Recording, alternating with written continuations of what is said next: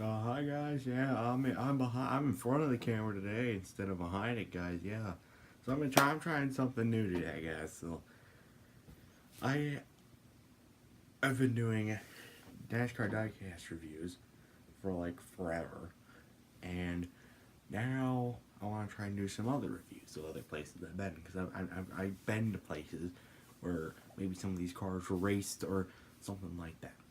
But you don't know about me is probably some of my subscribers probably don't know that I'm a huge roller coaster fan, and that I do like riding them and going to places and riding them during the summertime. But I've only been to parks, two parks. That's it. So I'm gonna be reviewing those two parks, separate reviews. I don't know what I'm gonna really say for my second one, but I do know what I'm gonna say for my first one. And don't criticize that I'm on my bed, okay? It's actually really warm. Is my sheet warm? It is. Yeah. Yeah.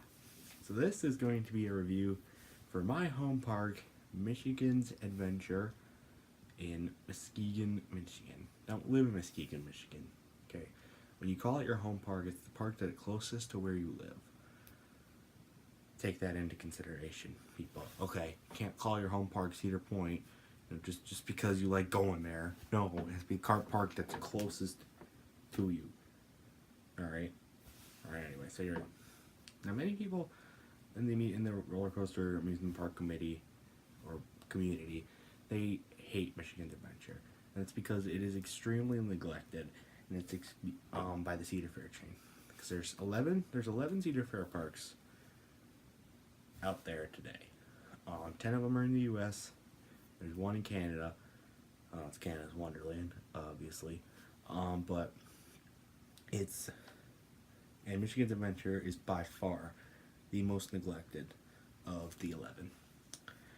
They haven't gotten a new roller coaster since in 11 years. And this video's being made 11 years.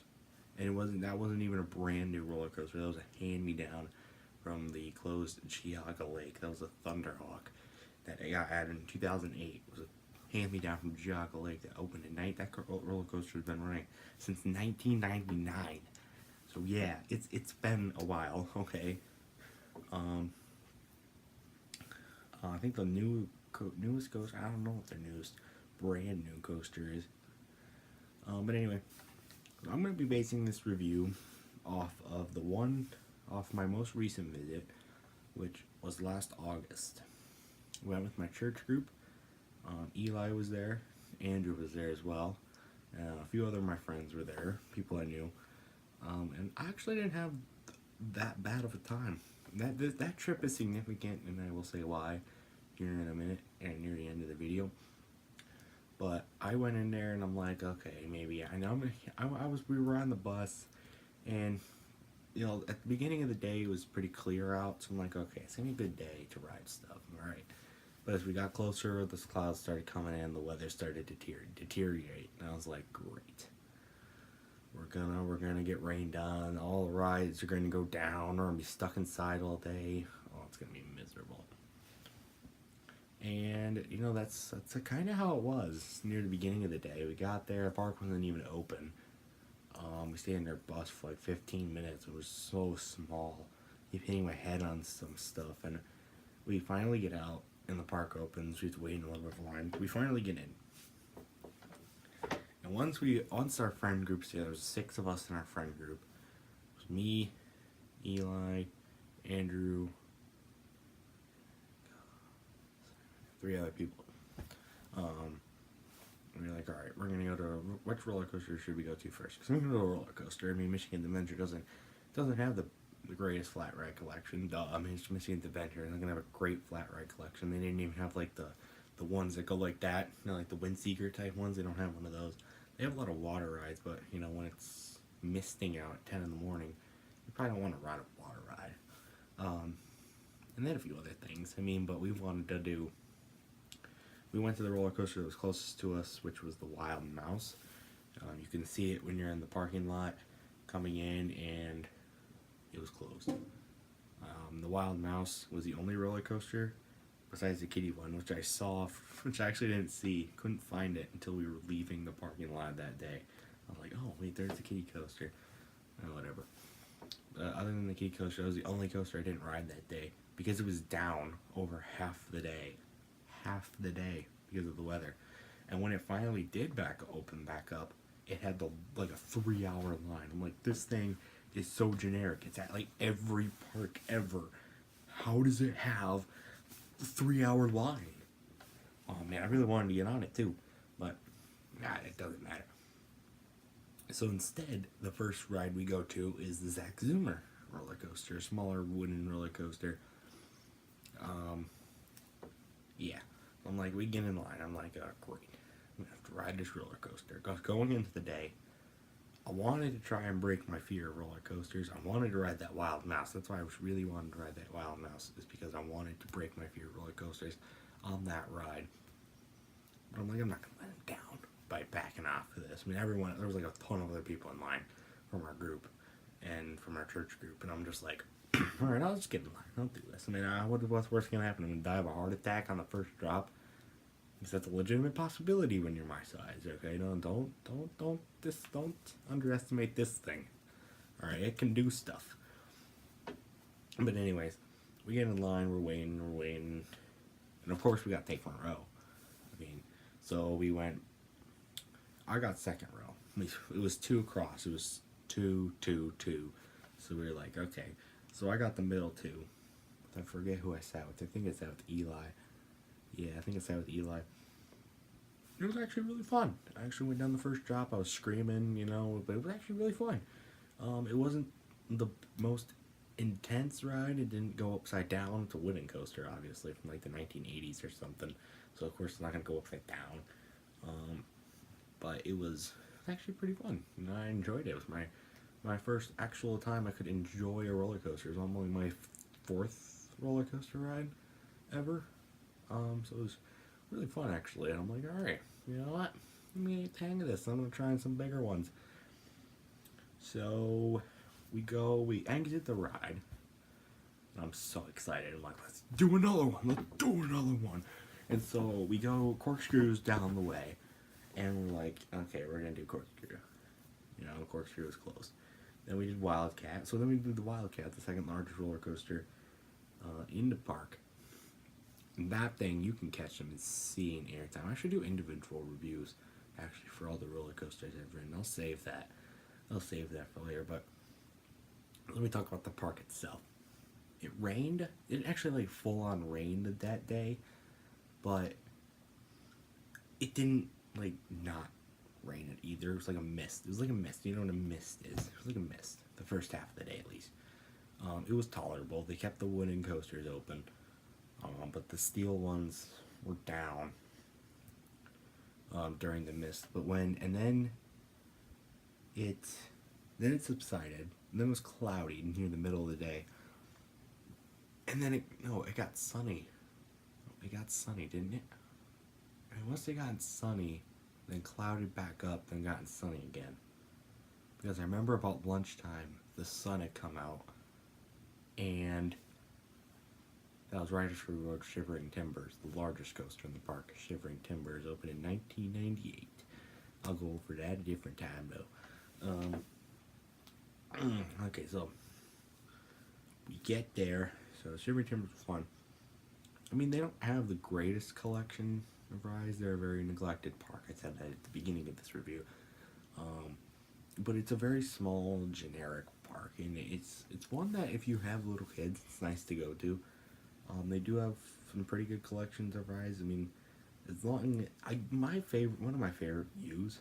I should have taken a picture while I was there. Is you're going down near the water park. You go down near the water park, and you have this big lake. Double chin right here, guys. Yeah, I know. You gotta go down to going down to the water park. There's a lake, like a man-made lake, I think. I don't know. I'll have to look that up. I don't know. I'll have to look that up. But you got Thunderhawk doing its main thing right there, and that's really cool. It really is.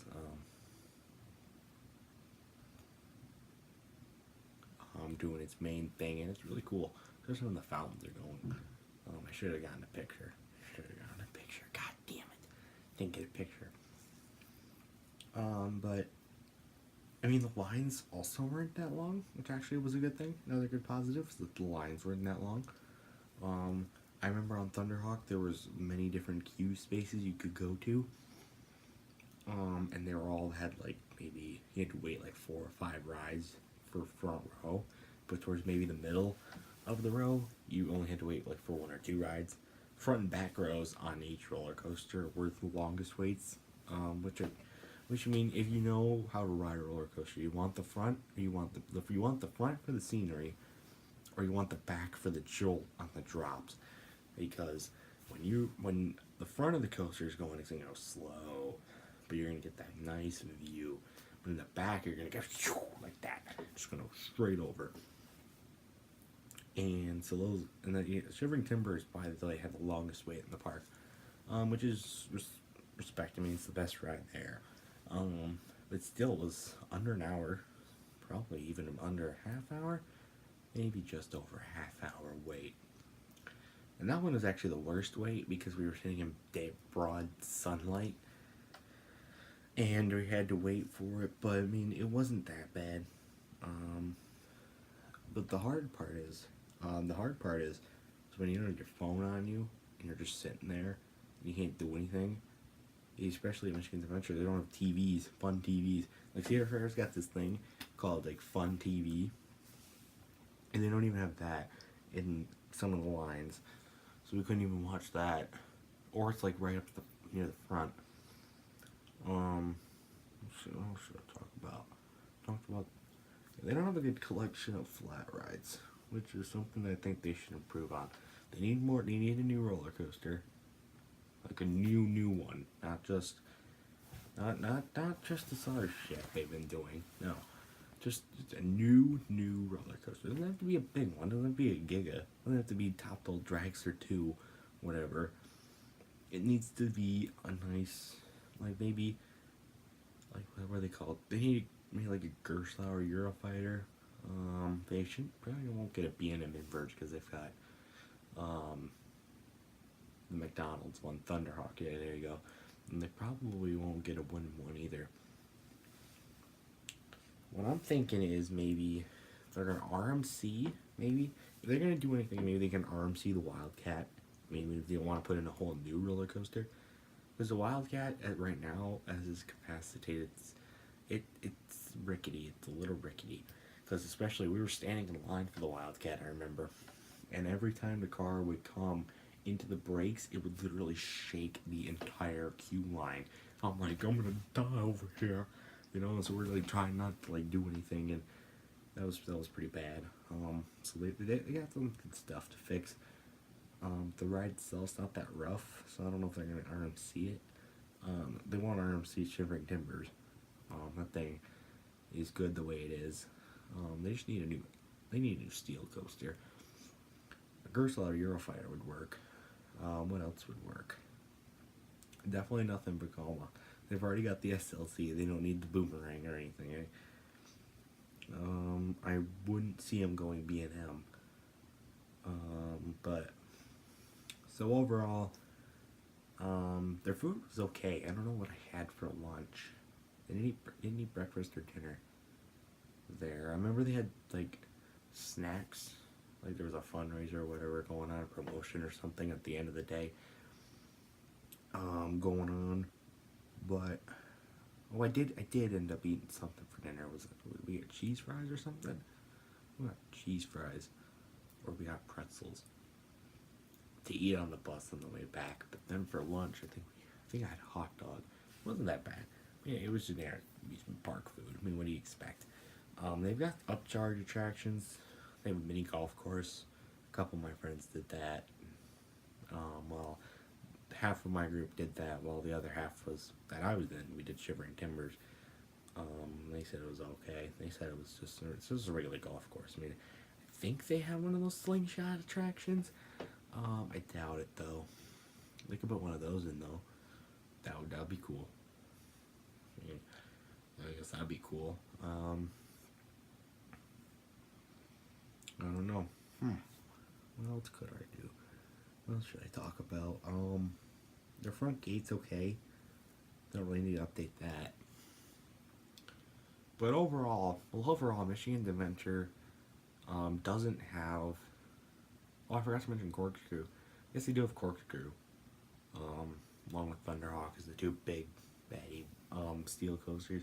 And Eli will tell you this personally. He rode Corkscrew 6 straight times. No, just don't ride an aerodynamics looping custom looper 6 times in a row unless you're being embedded. And I'm like, why did you do that? I rode it 3 times in a row, and I'm like, I'm done with this. It's just a loop. That's all it is. But I'll talk about that in its individual review on a later time. I don't know. I mean, it's overall not the worst park. It's not bad. Service. It's not bad. It's not dirty. It's just neglected, and it doesn't get anything new, for like once in every 11 years. It gets something new, big, and it's a relocation from a different park. Like, what's sad? It's sad when Knott's Berry Farm, one of the California Cedar Fair parks, closes their Boomerang, and then as soon as it closes, people are like, "Oh, it's gonna go to Michigan's Adventure. It's gonna go to Michigan's Adventure." Oh, blah, blah. I'm like, I mean, I could see that happening. I mean, it's just Michigan's Adventure is very neglected. Let's just say that it's not bad, it's just neglected, and it could use an update, especially as it being my home park. It just needs an update. I mean, that's really all it needs. But so that's all I've got for this. I think I got everything.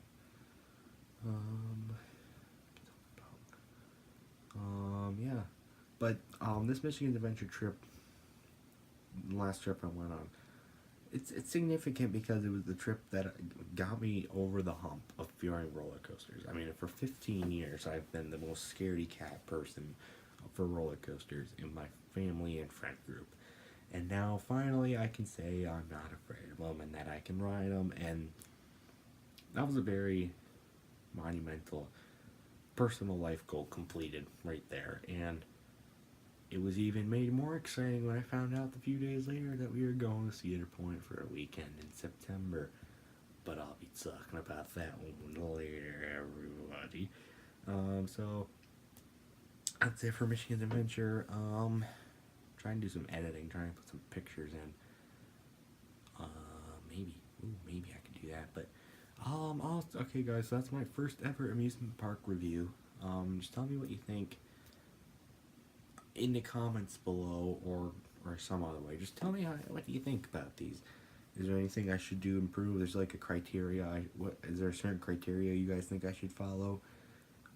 In all the roller coasters, I'm only going to be reviewing roller coasters that I rode.